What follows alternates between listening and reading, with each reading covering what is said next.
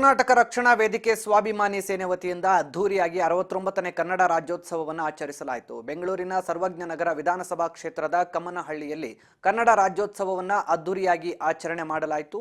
ಸ್ವಾಭಿಮಾನಿ ಸೇನೆಯ ರಾಜ್ಯಾಧ್ಯಕ್ಷ ಲಿಂಗರಾಜು ಗೌಡ ಅವರಿಂದ ಧ್ವಜಾರೋಹಣ ನೆರವೇರಿಸಲಾಯಿತು. ಬಳಿಕ ಕಾರ್ಯಕ್ರಮದಲ್ಲಿ ಮಹಿಳೆಯರಿಗೆ ಸೀರೆ ಹಂಚಿಕೆ ಮಾಡಲಾಯಿತು. ಈ ಸಂದರ್ಭದಲ್ಲಿ ಸ್ಥಳೀಯ ಮುಖಂಡ ಶಿವಸ್ವಾಮಿ ಹಾಗೂ ಪದಾಧಿಕಾರಿಗಳು ಕೂಡ ಹಾಜರಿದ್ದರು. ನಮ್ಮ ಕಾವೇರಿಗೆ ರಾಜೀನಾಮೆ ಕೊಟ್ಟರು ಅಂತ ಹೇಳಿ ಇಡೀ ತಂಡ 150-200 ವೆಹಿಕಲ್ಗಳನ್ನು ಹಾಕೊಂಡು ಪ್ರವಾಸ ಮಾಡಿ ಮಂಡ್ಯದಲ್ಲಿ ಸುಮಲತವನ್ನ ಗೆಲ್ಲಿಸ್ತು. ಇವತ್ತು ಮಾತು ಕೊಡ್ತಾ ಇದ್ದೀನಿ ನಮ್ಮ ಶಿವಸ್ವಾಮಿ ಗೌಡರಿಗೆ, ಅವ್ರಿಗೆ ನಿಂತ್ಕೊಂಡು ಅವರು ಕಟ್ಟ ಜನಪರವಾಗಿ ಕೆಲಸ ಮಾಡ್ತಾ ಇದ್ದಾರೆ, ಪ್ರಾಮಾಣಿಕವಾಗಿ ಕೆಲಸ ಮಾಡ್ತಾ ಇದ್ದಾರೆ, ನೊಂದವರ ಪರವಾಗಿ ಕೆಲಸ ಮಾಡ್ತಾ ಇದ್ದಾರೆ. ನಮ್ಮ ಕರವೇ ಸ್ವಾಭಿಮಾನಿ ಸಂಘ ಸುಮಾರು 500ಕ್ಕೂ ಹೆಚ್ಚು ವೆಹಿಕಲ್ಗಳನ್ನು ತಂದು ಅವರಿಗೆ ಮನೆ ಮನೆಗಾಗಿ ನಮ್ಮ ಕರವೇ ಸ್ವಾಭಿಮಾನಿ ಸೇನ್ ಮುಂದಿನ ದಿನಗಳ ಗೆಲ್ಲಿಸ್ತೀವಿ ಅಂತ. ಯಾಕೆಂದ್ರೆ ಒಬ್ಬ ರೈತರ ಮಗ ಬರ್ಬೇಕ್ರಿ, ಒಬ್ಬ ರೈತರ ಮಗ ಬಂದ್ರೆ ಸಣ್ಣ ಪುಟ್ಟವ್ರ ಕಷ್ಟ ಗೊತ್ತಾಗ್ತದೆ. ಯಾರು ಎಲ್ಲರಿಂದ ಬಂದರೋ ಚಿನ್ನದ ಚಮಚಲ್ಲಿ ಉಂಡು ಬಂದವ್ರಿಗೆಲ್ಲ ಗೊತ್ತಾಗಲ್ಲ.